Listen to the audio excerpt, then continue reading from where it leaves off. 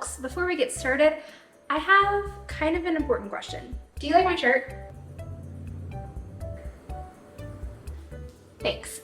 Lately, I've been thinking, which is never good, why haven't I tried pixel art?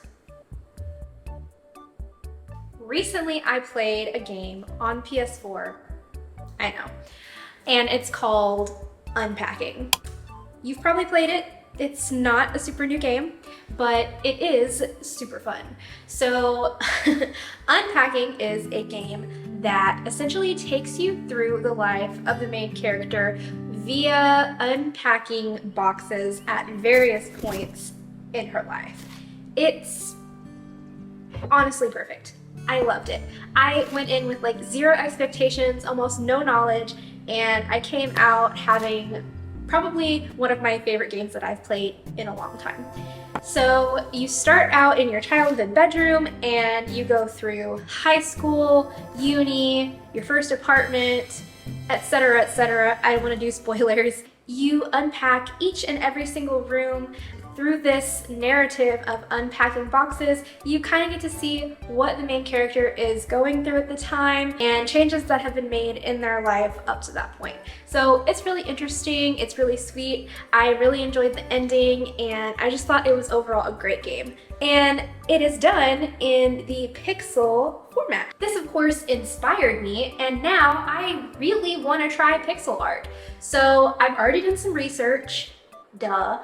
I watched a few YouTube videos. I'll start with the disclaimer that this is not a tutorial video. This is me trying pixel art for the first time and going through that experience and sharing any knowledge that I find along the way with you. But please don't come to me for information because I'm not it. The most helpful creator that I watched was probably Manero, and I just really enjoyed his tutorials and his breakdown, and he gives great tips and advice if you want to check out his channel. Let's go do some pixel art. All right, so here is the game plan. We're gonna start off simple, okay? What I'm thinking is a full color triptych of the Millennium Falcon, Death Star, and X-Wing. Or maybe just a circle?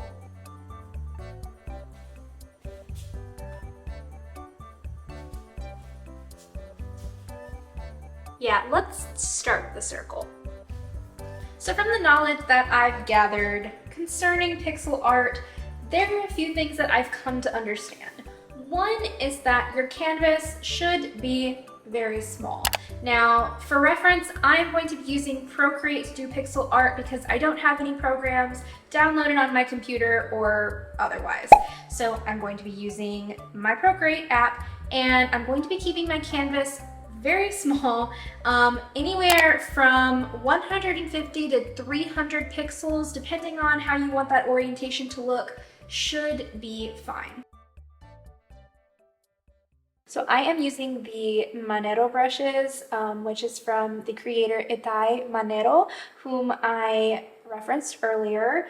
He was very generous to have a sample pack of his brushes on Gumroad, and of course there's a larger pack available for purchase. And if I get into this pixel art, I'm definitely purchasing that whole set. So yeah, let's try it out. I'm just gonna literally make a circle. I didn't close my circle. All right, we're getting somewhere. Okay, so now I'm gonna try to create some gradient shading. I think I'm gonna start darker first and then build up to be lighter. Okay. It already looks so dimensional. Okay, now let's do a bit of a lighter portion, and then I'm gonna test out the dithering brush to see how that sort of changes it dynamically. I think I'm gonna put it like right here. Actually, this kind of does look like the Death Star, so my plan is going really well. Okay, I added an extra gradient layer because I just think it looks better. And the other one looked a little bit wonky, so I just fixed that a little bit. And now let's try the dithering. You basically use this to sort of create a gradient between the colors.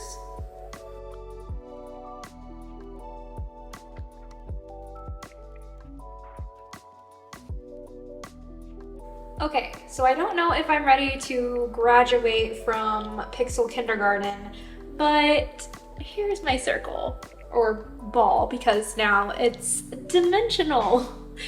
You know, I don't know if I've quite got the hang of the dithering process, so I'm gonna go practice that a little bit more, and then we'll move on to round 2 and go up a little bit in complexity. It's day 2 of Pixel Boot Camp. Please excuse my somewhat high voltage hair. I brushed it. Last night I did some practicing, though not as much as I would have liked because I was watching a really good movie. This one. This is my day planner, and I'm going to take some inspiration from the cute little bear on the front because I'm not quite ready to just conjure something out of nothingness at the moment. And I'm going to try to make him in pixels. So let's get started. Once again, I'm asking for your opinion. Do you like my shirt? So the one thing that really helped me with this little project was turning the symmetry on in Procreate. This gave me the ability to mirror what I was doing, and it helped with my thought process because I spent a little bit less time simply staring into the void, trying to figure out where exactly to put my pixels. The difficult part of working with pixels is realizing that you can't really make a truly round shape with tiny little squares. I believe the term is mathematically impossible. That being said, my third and final unsolicited tip is a 2-for-1. Start small, and if you're using Procreate, be sure to turn on that symmetry tool. I promise it helps a lot.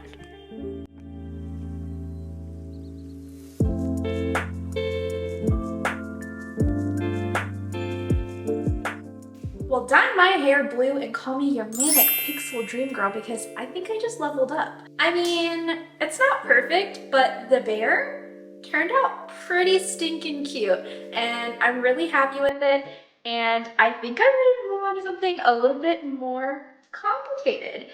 Because this video has probably already exceeded the average viewer's attention span, I'm going to break it into 2 parts. So this will effectively be the end of part 1, and in part 2, I am going to try my hand at making an isometric room. Isometric typically means that you are viewing a 2D object in a 3D way. So while my creation will be flat, it will hopefully appear to be 3D. Here are a few examples of isometric rooms if you've never seen one. I think they're super adorable, and again, I have been heavily inspired by the game Unpacking, in which you unpack your belongings in said room. That being said, I really hope that you enjoyed this video. If you did, please show me how much with a thumbs up, and if you'd like to stick around, I'd love to have you as a subscriber. Give me about 2 weeks, and I'll see you in the next one.